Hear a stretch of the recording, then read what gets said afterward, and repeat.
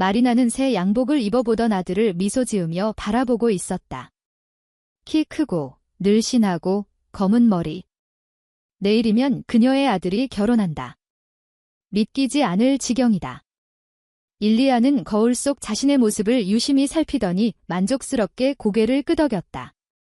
양복이 딱 맞았다. 멋진 양복이네. 아들이 어머니를 향해 돌아섰다. 색도 좋고 비싸 보이고. 실제로 비싸지 하고 마리나는 생각했지만 입 밖으로는 이렇게 말했다. 마음에 든다니 기쁘구나. 결혼식에서 내가 완벽한 차림으로 서 있는 걸 보면 난 분명 눈물부터 날 거야. 결혼식에서? 일리아가 마침내 거울에서 눈을 뗐다. 엄마가 결혼식에 오려고? 우리 서로 합의했잖아. 엄마는 오지 않기로. 합의. 아가, 난 내가 농담하는 줄 알았는데. 무슨 농담이야? 아들은 신경질적으로 방 안을 왔다 갔다 했다. 엄마가 비카 부모님이 어떤 분들인지 잊었어? 결혼식에는 온통 상류층뿐일 거야. 엄마는 거기서 가난한 친척처럼 느낄 거라고. 난 엄마 때문에 마음이 쓰이고. 엄마가 내 인생에서 이렇게 중요한 날을 망치고 싶어? 아들은 마리나 곁에 소파에 앉았다. 손을 잡고 살짝 힘주어 눌렀다. 엄마, 상상해봐. 그 치장한 아줌마들 사이에서 엄마가 얼마나 초라해 보이겠어. 난 그런 굴욕에 심장이 터질지도 몰라. 우리 비카랑 다음날 엄마에게 갈게, 응? 차라도 마시고, 아니면 샴페인. 엄마가 축하해주고, 선물도 주고. 마리나는 서러움에 가슴이 꽉 조여왔다. 친아들이 그녀를 그토록 부끄러워한 나머지 자기 결혼식에서 부모 없는 사람처럼 보이려 든다니? 내가 왜 초라해 보인다는 거니? 어머니가 맞섰다. 머리 하려고 실력 좋은 미용사 예약도 했고 매니큐어도 할 거야. 점잖은 원피스도 입고. 무슨 점잖은 원피스? 그 파란 고물. 일리아가 소리치며 다시 방안을 헤집고 다녔다. 좋다. 그는 어머니 앞에 서서 말했다. 좋게 말해서 못 알아듣겠으면 직설적으로 말할게. 난 엄마가 결혼식에 오는 걸 원치 않아. 내가 악질이라 해도 좋아. 하지만 내 엄마가 청소부라는 게 부끄러워. 엄마가 그거지 같은 차림으로 비카 쪽 친척들 앞에서 날 망신주지 않았으면 해. 이제 알겠어? 아들의 고백에 충격을 받은 마리나는 한마디도 나오지 않았다. 일리아는 말없이 배낭과 양복 가방을 들고 현관으로 향했다. 문턱에서 멈춰섰다. 한 번 더 말해. 시계 오지 마. 거기선 누구도 엄마를 반기지 않을 거야. 일리아가 떠난 지 몇 시간이 지났고 창밖에는 어둠이 내렸지만 마리나는 여전히 소파에 앉아 완전히 얼이 빠져 있었다. 충격 탓에 눈물조차 나지 않았다. 눈물은 훨씬 뒤에야 불을 켜고 장롱에서 오래된 가족 사진첩을 꺼냈을 때 흘러나왔다. 그 앨범에는 그녀의 꾸밈없는 삶이 통째로 들어있었다. 기억들이 마리나를 숨쉬기조차 어렵게 할 만큼 거세게 덮쳤다. 낡고 해진 사진. 파란 눈의 2살배기 소녀가 진지하게 카메라를 바라본다. 누군가의 옷을 물려받은 듯 알록달록한 원피스. 곁에는 마른 어딘가 이상한 여자가 있다. 산만한 시선, 멍청해 보이는 미소. 형편없는 사진 속에서도 여자가 술기운이 도는 게 보였다.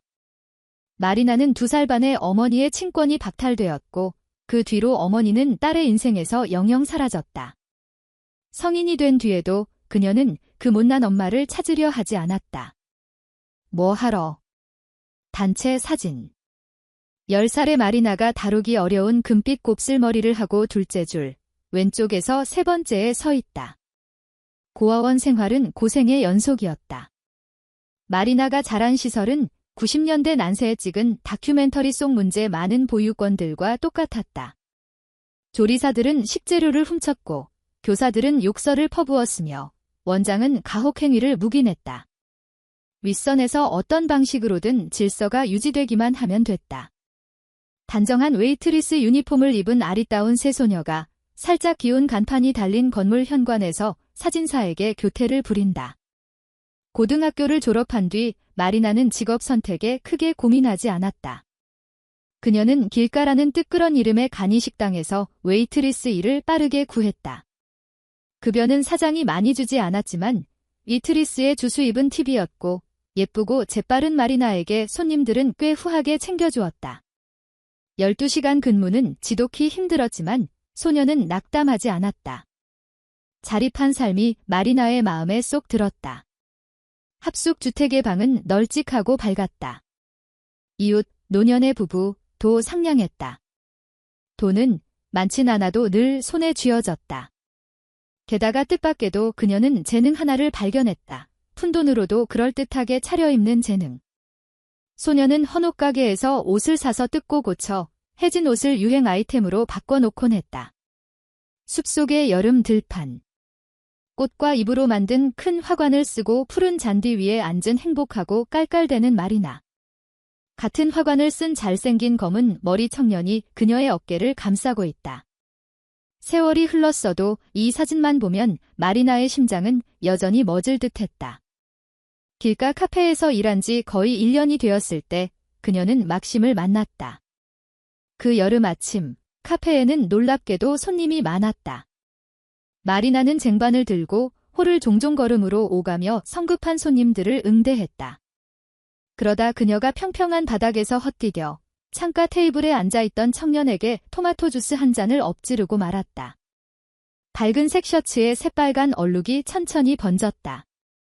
마리나는 놀라서 말문이 막혔다. 한눈에 보기에도 셔츠가 무척 비싸 보였다. 그녀가 정신을 차릴 새도 없이 식당 주인 스타스가 눈 깜짝할 사이에 테이블 곁으로 달려왔다. 스타스는 청년 주위를 부산스럽게 맴돌며 불쌍한 웨이트리스를 향해 고함을 치고 해고하겠다고 협박했다. 뭐 그렇게까지 흥분하세요? 청년이 비웃으며 마리나에게 자동차 열쇠를 내밀었다. 걱정 마세요. 부모님 댁 별장에 가는 길인데 차에 깨끗한 티셔츠가 있어요. 뒷좌석에 있는 배낭을 가져다 주실 수 있나요? 제가 직접 가져오죠. 막심 니콜라예비치. 아부성 짙은 스타스가 마리나에게서 열쇠를 낚아챘다. 이 암탉이 차에서도 뭔가를 망가뜨릴지 모르니까요. 손님과 단둘이 남자, 겁먹은 소녀는 마침내 사과할 수 있었다. 정말 죄송해요. 이런 일은 처음이에요. 정말이에요. 피해는 제가 보상할게요. 진정해요. 무슨 피해요? 별일 아니에요, 아가씨. 그런데 이름이 뭐죠? 마리나요. 난 막심이요. 그는 그녀에게 손을 내밀었다. 수줍게 악수를 하며 마리나는 처음으로 낯선 남자의 얼굴을 똑바로 올려다보았다. 매력적인 청년. 키 크고 운동을 한 듯 했고 회색빛, 약간 장난기 어린 눈무 가벼운 호감 가는 미소. 주인은 손님에게 배낭을 갖다 주고 정돈할 수 있는 장소로 안내하겠다고 제안했다. 마리나 옆을 지나치며 스타스가 빈정댔다. 거기 멍하니 서 있어? 교대 끝났어. 그녀가 한 커플에게 계산을 하고 있는데 뒤에서 명랑한 목소리가 들렸다. 마리나, 제게 시간 조금 내줄 수 있나요? 뒤돌아보니 막심이 상큼한 파란 티셔츠를 입고 같은 테이블에 앉아 있었다. 주문 받아줄래요? 물론이죠. 잘생긴 손님을 응대하면서 소녀는 어색함을 감출 수 없었다. 볼은 불타듯 달아올랐다. 스타스는 청년을 직접 문까지 배웅했다. 그러고는 마리나에게 윙크했다. 기분 나빠하지 마. 혹시나 셔츠값 물리려 들까 봐 일부러 내게 소리친 거야? 내 월급보다 비싸다고. 그 사람을 어떻게 아세요? 막스 스크보르초프잖아. 우리 시장님 아들. 도시의 개라도 다 아는 인물이지. 저녁 무렵 마리나는 몇 시간에 걸친 분주함에 너무 지쳐 아침 사건은 까맣게 잊어버렸다. 그녀의 소원은 단 하나, 집에 얼른 가서 침대에 쓰러지는 것. 이미 어둠이 깔려 있었다. 버스를 얼마나 더 기다려야 할지 알 수 없었다. 그때 카페 앞으로 옅은 색 외제차가 미끄러지듯 다가왔다. 마리나는 본능적으로 현관 쪽으로 물러섰지만 곧 그 차가 익숙한 차량임을 알아보았다. 시장 아들내미가 여긴 무슨 일이지? 막심이 차에서 내려 좌석에서 큰 꽃다발을 집어들고는 곧장 마리나에게 걸어갔다. 놀란 소녀 앞으로 다가서서 그는 꽃을 그녀의 손에 쥐어주었다. 오늘 근무 끝났어요.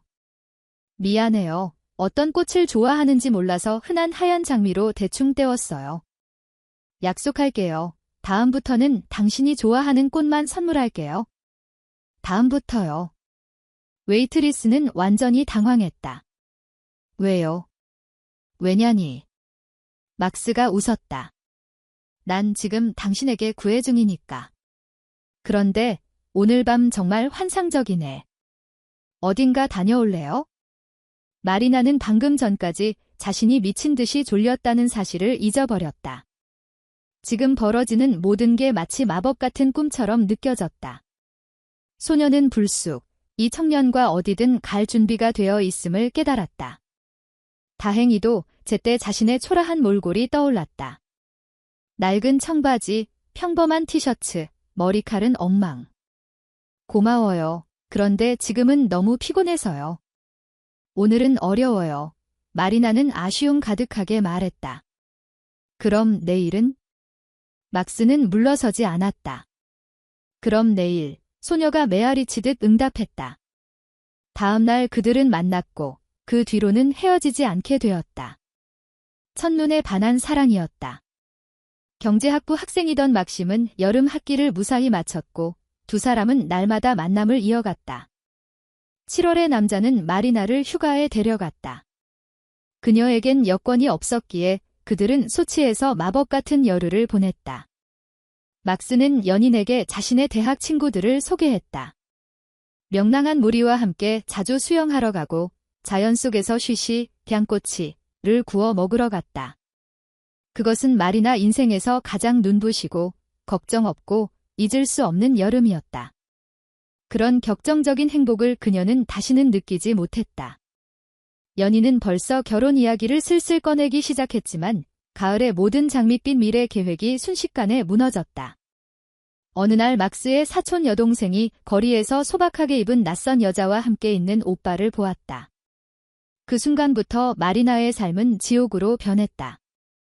스크보르초프 부부는 외아들이 어디 고아원 출신의 가난뱅이와 사귀는 것에 단호히 반대했다. 막심의 어머니, 그의 숙모, 할머니가 매일 마리나에게 전화를 했다. 그들은 소녀에게 모욕과 협박을 퍼부으며 자기들의 아들을 건드리지 말라고 요구했다. 막스의 사촌 여동생은 카페까지 들이닥쳐 키 큰 잔에 든 밀크쉐이크를 웨이트리스의 얼굴에 끼얹으며 끔찍한 소동을 벌였다. 고향집 현관 앞 벤치의 할머니들이 어떤 사람들이 1시간 내내 마리나에 대해 캐물었다고 전해주었다. 그래, 얼마 전에 어떤 아줌마가 왔었어. 같은 집에 사는 이웃 야코프 이바노비치가 확인해 주었다. 우리 부인과 내게 좋은 돈을 주겠다며 내가 마약 중독자이자 창녀이고 알코올 중독자라고 확인해 달라고 하더군. 내가 그 하이에나를 내쫓아 버렸지? 마리나는 약혼자에게 아무 말도 하지 않았다. 그때 마침 학생 교류로 해외에 갈 일이 결정되는 중이라는 걸 알았기 때문이다. 아마도 남자에게도 압박이 가해지고 있었던 모양이다. 그의 눈에 근심이 깃들었다. 가끔 그는 애인의 얼굴을 긴장된 눈빛으로 살폈지만 그녀의 다정한 미소를 보면 안도의 한숨을 쉬었다. 막심이 떠나기 약 2주 전, 마리나의 집에 전화가 걸려왔다. 니콜라이 보리소비치다. 그녀는 수화기에서 딱딱한 남성의 목소리를 들었다. 나는 막심의 아버지다. 너는 우리 아들과 그가 떠나기 전에 헤어져야 한다. 내게 다른 남자가 생겼다고 말해라. 내 말을 무시하면 뼈저리게 후회하게 될 것이다. 그리고 대답도 기다리지 않고 시장은 전화를 끊었다. 마리나는 막스를 위해서라면 목숨도 내놓을 각오였다. 그렇게 절절히 사랑하는 사람을 포기할 수 있겠는가? 연인이 런던으로 떠나자 소녀 주변에서는 지금도 악몽처럼 떠올리는 일들이 광속으로 벌어지기 시작했다. 도시 수장의 메스로 스타스는 느닷없이 웨이트리스를 대규모 횡령 혐의로 몰아세웠고 소녀는 체포되었다. 마리나는 자기 보스의 비열한 짓에 그만큼이나 충격을 받아 사건이 순식간에 법원으로 넘어갔을 때도 제대로 된 변호를 준비하지 못했다. 곧 진실이 밝혀져 끔찍한 혐의가 벗겨질 거라고 그녀는 의심치 않았다. 재판은 희극에 가까웠다. 국선으로 배정된 변호사는 재판 중에 졸지만 않았을 뿐이었다. 반면 검사 측은 열심이었다. 마리나는 매일 막심이 나타나 자신을 구해줄 거라 기다렸지만 친구는 소문에 따르면 그가 영국에서 계속 공부할 생각이라고 알려왔다. 마리나는 3년을 선고받았다. 교도소에서야 자신이 임신했다는 것을 알았다. 여성교도소에서 보낸 시간에 대해 그녀는 스스로 기억을 금했다. 너무 아팠다. 절망에 휩싸인 그녀는 서둘러 가족 앨범의 페이지를 넘겼다. 검은 머리, 회색 눈의 아기. 마리나는 사진을 다정히 쓰다듬었다. 그녀의 아들이 얼마나 다정하고 영리한 꼬마였던가. 혼자 힘으로 그 아이를 키우는데 무엇이 들었는지 하느님만이 아신다. 마리나는 1년 반을 살고 가석방으로 나왔다. 아이를 빼앗기지 않은 건 말할 수 없이 운이 좋았다. 자유의 몸이 되자 그녀의 머리 위로 문제가 한 무더기 쏟아졌다.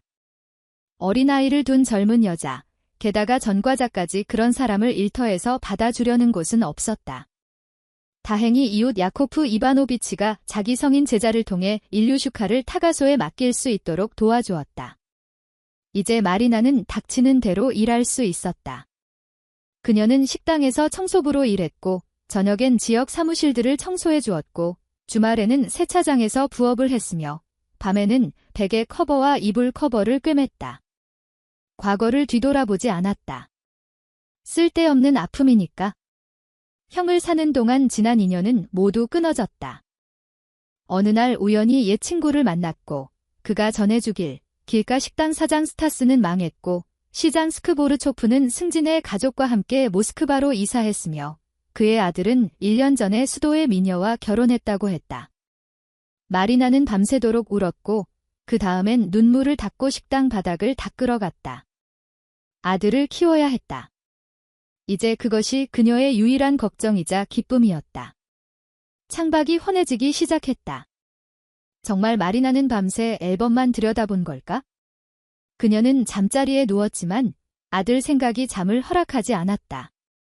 그녀는 늘 비싼 장난감, 맛있는 음식, 멋진 새 옷으로 아들을 기쁘게 해주려 애써왔다. 가능한 한 뭐든지 말이다. 일리아에게 새 가젯이 필요하면 그는 태연히 어머니에게 말했다. 그러면 어머니가 반드시 그 돈을 마련해 줄 거라는 걸 알았기 때문이다. 막다른 상황이면 어딘가 다른 곳에 바닥까지 닦는 일을 자청할 터였다. 물론 일리아가 그렇게 무정한 이기주의자로 자란 데에는 마리나의 잘못도 있다. 그녀는 아들에게 피곤하다고 투정한 적이 없고 병가를 낸 적도 없으며 식사 자리에서는 늘 가장 맛난 걸 그의 접시에 밀어주었다. 아들이 돈이 어떤 대가로 마련되는지 단 한 번도 생각해보지 않은 것도 놀랄 일이 아니다. 그리고 이제 친아들은 마리나를 부끄러워하며 볼품없는 청소부가 결혼식에 참석하길 원치 않는다. 여기까지구나. 마리나는 쓰게 한숨 쉬고 벽에 걸린 일리아의 초상화에 말을 걸었다. 아가, 내가 25년 동안은 내 말이라면 다 들어줬지만 이번만큼은 내 뜻대로 할게. 미안해라. 여자는 침대에서 일어나 옛 방식대로 저축을 넣어두던 상자를 협탁에서 꺼냈다. 게다가 카드에는 월급도 들어와 있었다. 예복, 헤어, 피부관리사 비용은 충분했다. 마리나가 혼인신고소에 나타난 것은 그야말로 센세이션이었다. 그녀는 늘 어려 보였지만 뷰티 살롱에 다녀온 뒤로는 10살은 더 젊어진 듯했다. 남자 하객들은 호화로운 파란 드레스를 입은 늘씬한 금발 여인을 몰래 곁눈질했다. 의식 동안 어머니는 눈물을 훔치며 의젓하고 약간은 어리둥절한 아들과 그의 사랑스러운 신부를 감탄스럽게 바라보았다. 여기에 오길 참 잘했다. 그 뒤 하객들은 새신랑 새신부를 축하했다. 일리아는 군중 사이를 비집고 어머니 곁으로 와서 신소리로 말했다. 그러니까 내 부탁은 너한테 아무 의미가 없다는 거지? 레스토랑엔 설마 안 간다고 하겠지? 안 가. 마리나가 고개를 끄덕였다. 보고 싶은 건 이미 다 봤으니까. 안녕하세요. 행복에 상기된 비카가 그들 곁으로 뛰어왔다. 마리나 아나톨리예브나, 오늘 정말 근사하세요. 부모님이 우리와 함께 레스토랑으로 가자고 초대하셔요. 고마워요. 하지만 전 이만 가봐야 해요. 가봐야 해요라뇨? 비카가 분개했다. 일리야, 이게 무슨 일이야? 그러게요. 엄마, 왜 이렇게 서둘러요? 그래도 엄마의 외아들 결혼식이잖아요. 억지 미소를 지은 일리아는 어머니를 레스토랑으로 모셨다. 부모님이 신혼부부를 축하할 시간이 되자 마리나는 마이크를 잡았다. 아이들아, 행복해라. 평생 서로 사랑하고 행복해라. 짧은 축사 속에 마리나의 진심이 그토록 가득해서 하객들은 그녀에게 기립박수를 보냈다. 작은 무대에서 내려오다 여자는 값비싼 양복을 입은 키 큰 남자와 부딪힐 뻔했다.